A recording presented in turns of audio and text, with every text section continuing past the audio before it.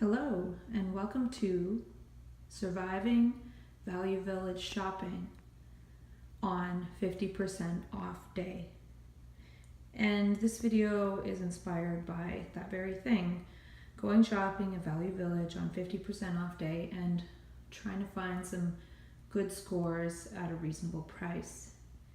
And this video is going to be pretty detailed.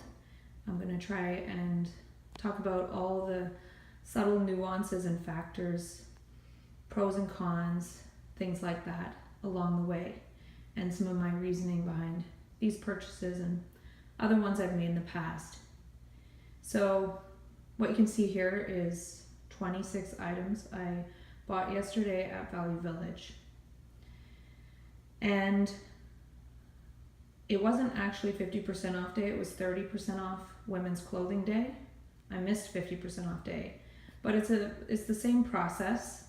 The only difference really was it wasn't as busy in there, which was nice. It makes it easier to navigate the aisles. So I kind of recommend 30% off women's clothing day over 50% off day if you don't like the crowds and you can afford to spend that little extra bit of money. I didn't realize there was a 50% off day maybe 3 days before that I missed. So I probably would have gone to that had I known, if I could have. But I did enjoy my 30% off day experience. So as you can see again, 26 items. And what was the cost of all of this? It was $141.96 Canadian. So it shows that I saved about $60. So that was $200. So had I gone on 50% off day, I would have saved another $40 because 50% off $200 is $100. So 100 minus 60 is 40. That's the math that I'm doing just to be super detailed. And those are all the items. And I do have 7 days to bring them back to exchange. So I can't get a refund of any kind, but I could take this $4.99 shirt and get a different shirt. And if it wasn't on 30% off day, I would have to pay full price. So I would be losing out a bit. So 7 days, and I'd have to not remove the tags, I believe. So I'm likely going to keep all this, even if I find something I don't really want. If it's only $5, which is more like $4, I'm probably at this point going to be too lazy to return it. But one strategy is to lean on the side of buying a couple things that you're not sure about and then exchanging them a few days later if you want to go back. I have done that before. And that can happen too if, say, I find a flaw in one of these that I'm not willing to tolerate. Then I could take a few items that I don't like the flaw in them that I discover later and return them and get something else that I like and it doesn't have some kind of flaw. So that's one of the ways that I filter my selections. I probably had 100 items in my basket originally. I didn't count, but I probably tried on 2 to 3 at least times as many things as these. And a quick way to filter something is obviously if it doesn't fit very well. And at a sale like this, it's good to err on the side of if it doesn't fit perfectly, get rid of it, because you will find something that does fit perfectly that you like just as much. For example, this shirt here, I just wanted a little plain shirt. I found one that fit nicer and it was almost the same. This was the one that fit nicer. And the other one was a bit shorter and I didn't like that, so I got this one. So anyways, I'll just go through the items one by one and then I will add comments that I remember along the way. So this was my bonus pair of comfy pants.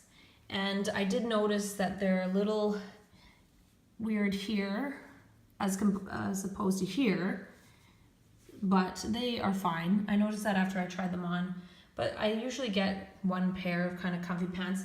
The ones I'm wearing right now I got from Value Village, and I wear them to bed and they're just super comfy and love them. So this is my pair of comfy pants. It was $6.99 original and minus 30% off. And I did the math, and 26 items or 27 items, I can't remember. Maybe I should check that. 26 items divided by $141 Canadian, 142, is $5.40 an item. So some people criticize Value Village that they're overpriced, and they overprice their really good quality brand items. But on a 50% off day, if you find one that is in really good shape, you can't really lose. On a full price day, it is a little steep, but if it's perfect condition, it's still sometimes a good deal, depending if that's really what you're looking for and that's what you need. Now, I got these 2 pairs of jeans, and they're pretty much identically the same. And I tried on one, and then I went back and grabbed the other because I remembered seeing another pair, and I couldn't remember if it was the same size, but I got 2. If they were slightly different styles, I'd get them. That probably would be better. But this way, if I'm wearing one and one's in the wash, I have a second pair. Because I have 2 pairs, they're American Eagle jeans, and they seem to fit my body type well. And these ones are form-fitting, whereas the other ones, they're starting to get stretched out, and even when I first take them out of the dryer, they're loose, and they're looking kind of like a little sloppier. It's nice to have jeans that fit well, if need be. And so that was one of the things I wanted for sure. And so for $10, they were $7. And there's no flaws in them that I noticed. If I was looking at them now and I noticed a flaw, I might think, oh, I'll take these back. But they're pretty much in perfect shape. They're not worn out anywhere that they're not supposed to be. This isn't all messed up. So these are the same. So that's a great deal. And then I've tried these ones on. Again, they're also American Eagle, which fits my body type in the bum and the legs and everything. So that's why I get them, not because of that brand in particular. It's not necessarily the most amazing brand for jeans in general, but they fit me well. And these ones were $12.99, just a little bit more, but with the discount it's probably more like $8 or something. Cheap for a pair of jeans that looks pretty much brand new. The dirt is from the floor. So that's the jeans I got, and those are a little above the average price. And then I wanted to get some shorts actually, but they didn't have shorts because of the time of year. So I looked through the tights, and I sometimes have bought tights in the past that are worn out, or they don't fit nice. They're that weird material that sort of doesn't stay up very well. So I got some kind of workout tights. I got these ones because they're nice and colorful. I did try on quite a few pairs of tights, and some were too tight, so of course I didn't get those. These fit really well. They stayed up, and they're really comfortable material. I didn't know where they're from, but I checked, and they're from Gap. Not that exciting. You know, maybe on a sale day at Gap, I could get it just as cheap because they're $12.99, which is probably $8 or so. But the thing is that I like about shopping at Value Village is there's so much variety, and it's sort of like getting it all done in one go, minus the items that you just can't get there, like underwear and like better quality shoes. Their shoes usually aren't in that great a shape.